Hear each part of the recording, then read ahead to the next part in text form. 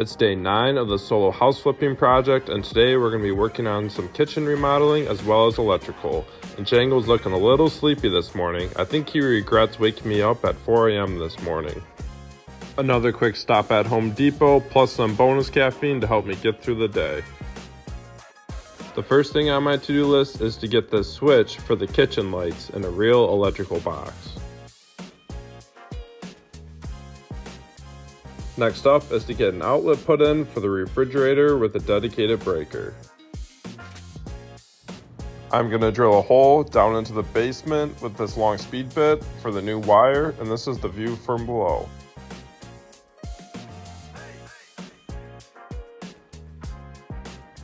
Here's a look at that long speed bit. I like to use the ones with the corkscrew end. Let's get that wire ran over to the electrical panel so we can get the new breaker put in. Working inside of an electrical panel is not for everyone. I've gotten comfortable with it, but also have a healthy respect for it. I'm going to flip that new breaker on and see if we have power. Red light means that it's hot.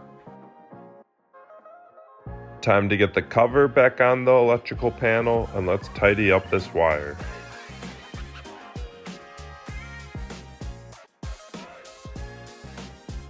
I'm going to be putting that wire into an old works electrical box and wiring up the new outlet for the refrigerator. This caffeine break is brought to you by Django. At least one of us gets to take a nap today.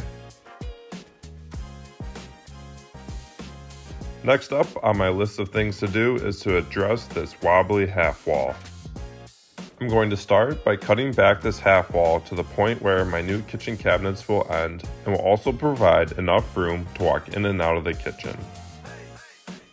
I'm cutting a hole into the floor so I can run a 2x4 down and screw it into the floor system below to help stiffen up this wall.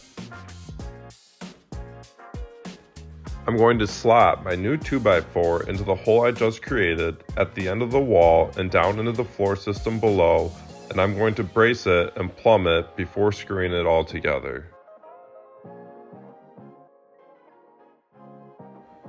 Time to cut that brace loose and see how we did. And oh yeah, that's much better. I'm going to set my laser level up to the height of the new cabinets to see just how unlevel this floor is. Starting all the way to the left, we're at 34.5 inches. Then at the corner, we're at 34 3/4, and at the end of the half wall, we're at 35 inches. So in total, we're a ½ inch out of level. Next, I'm going to cut the half wall down to the finished height, and the new counter is going to be overhanging into the living room about 10 to 12 inches to serve as a little breakfast bar area. Another quick level check, and we're going to call that good to go.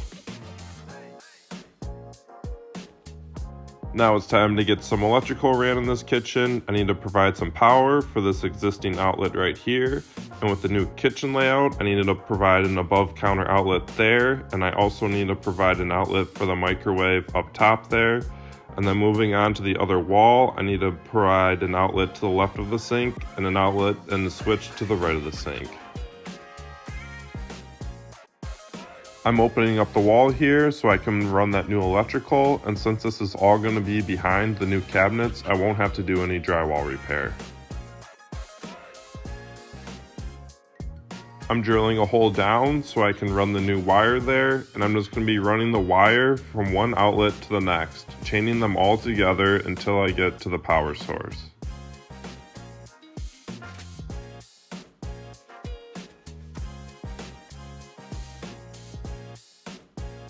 When working on electrical, it's always a good idea to turn off the breaker. I accidentally forgot to turn off the breaker, and when I was taking apart this existing outlet, I gave myself a little shock, so I had to run downstairs quick and turn it off. I did not have the 2-gang electrical box that I needed, so I'm just going to run the wires loose for now and call it good. And that is going to be a wrap for day 9. I like to do a quick cleanup, and of course my faithful companion Django is with me every step of the way. We actually have a 4-day weekend planned up at our family cabin, and Jangle cannot wait to get in that lake.